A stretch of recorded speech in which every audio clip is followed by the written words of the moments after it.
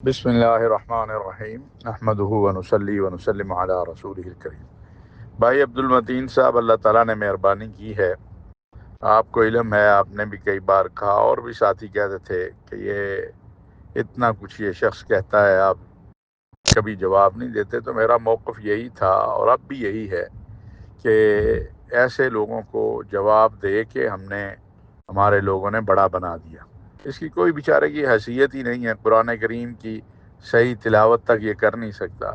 وہ کہتے ہیں سدیس بھی غلط پڑھتا ہے، شریم بھی غلط پڑھتا ہے، علماء امت قرہ سارے غلط پڑھتے ہیں۔ وہ نہ اس کو عربی آتی ہے، نہ اس کو قرآن کریم کی تلاوت آتی ہے۔ لفاظی سے اس نے ایک حلقہ بنا لیا۔ آج کا دور سوشل میڈیا کا دور ہے، اس پہ اس نے محنت کی، لیکن وہ دن بدن حد کراس کرتا جا رہا تھا۔ اور میں یہ بات بڑی واضح کہنا چاہتا ہوں کہ اگر ہمارے اکابر سے کوئی غلطی ہو گئی، دیکھیں معصوم صرف انبیاء ہیں اور محفوظ اللہ نے اصحاب رسول و اہل بیت کو کیا ہے۔ باقی سب سے غلطیاں ہو سکتی ہیں۔ اگر کسی نے غلط کوئی بات کی ہے، وہ قرآن و سنت کے خلاف ہے، تو بھائی امام اعظم ابو حنیفہ رحمۃ اللہ علیہ کا یہ قول ہمارے سامنے ہونا چاہیے کہ اگر میری بات بھی قرآن و سنت کے خلاف ہو تو اسے دیوار پہ مار دو۔ تو غلط کوئی بھی کرے غلط ہے، وہ انجینئر مرزا کرے تب بھی غلط ہے، وہ ہمارا کوئی ساتھی کرے تب بھی غلط ہے۔ اگر یہ جملے آپ کو یاد ہوگا جب مفتی طارق مسعود صاحب نے گفتگو کی تھی، اور اس پر سب سے پہلے میں نے گرفت کی تھی کہ بھئی یہ خدا کے لیے اپنی حیثیت میں سب کو رہنا چاہیے۔ رسول اللہ صلی اللہ علیہ وسلم، بعض مقررین نبی نے کہا رسول، بھائی خدا کے لیے محمد نے کہا، یہ کوئی طریقہ ہے؟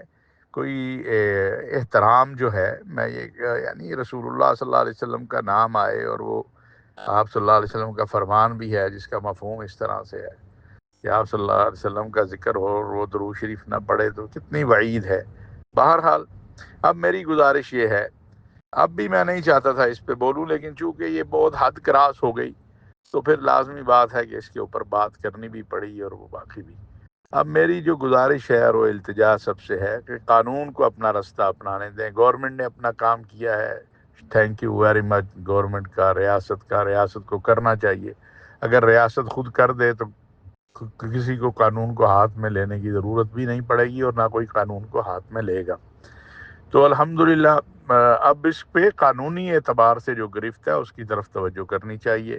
اچھے وکلاء ہوں، اچھی قانونی ٹیم ہو اور وہ اس کی ساری چیزوں کو سامنے لائے۔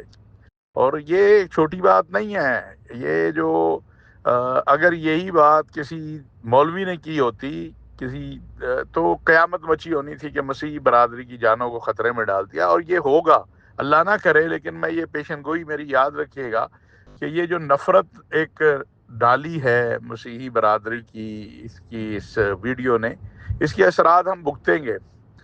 اور ان بیچاروں نے کبھی یہ بات کہی نہیں، ان پہ اتنی بڑی تہمت لگا دی۔ اب یہ ہمارے جو نام نہاد لبرل ہیں، ان کو یہ نہیں نظر آ رہا کہ وہ کس طرف لے کے جا رہا ہے، ان کو یہ نظر آ رہا ہے کیونکہ ایک شخص جو ان کی مرضی کے مطابق دین کو، علماء کو، جیسے ایک اور ہے وہ اب آتا ہے سوشل میڈیا پہ کوئی تعاقب کرنا، قانون کے دائرے میں ہر چیز، اگر قانون کو میرا ہمیشہ سے یہ موقف ہے، پاکستان علماء کونسل کا یہ موقف ہے کہ قانون کو اگر توڑتا ہے مسلمان تب بھی، قادیانی تب بھی، مولوی تب بھی، غیر مولوی تب بھی قانون کو حرکت میں آنا چاہیے۔ جس دن ہمارے ہاں قانون پاورفل ہو گیا، یہ سارے مصائب اور مسائل ختم ہو جائیں گے۔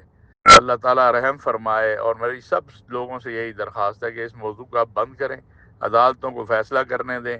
قانونی ٹیم ہے جس کو بہت زیادہ فکر ہے اور ہونی بھی چاہیے بطور مسلمان، وہ عدالت کا راستہ اختیار کرے۔ اب عدالت کے اندر جو ہے وہ اچھا وکیل کھڑا کرے، وہ فریق بنے عدالت میں جا کے، تاکہ یہ بھی ایک اچھی روایت ہے کہ اگر ریاست نے سٹیپ لیا ہے تو ہم فیصلہ سڑک کی بجائے، دھمکی کی بجائے، مار دھاڑ کی بجائے ہم بھی عدالت میں فیصلہ چاہتے ہیں۔ اور ججوں کو بھی چاہیے کہ وہ سردار اسحاق نہ بنے، وہ فیصلہ کرے، منصف بنے۔ تو انشاءاللہ میرا اللہ بہتر کرے گا، اللہ کی ذات خیر کرے گی۔ وہ جو کہتے تھے کہ ہاتھ ہی نہیں لگایا جا سکتا، یہ نہیں ہو سکتا، قانون جب حرکت میں آتا ہے، ریاست حرکت میں آتی ہے، تو بڑے سے بڑا آدمی بھی جو ہے وہ گرفت میں آ جاتا ہے. یہ تو ایک واضح بات.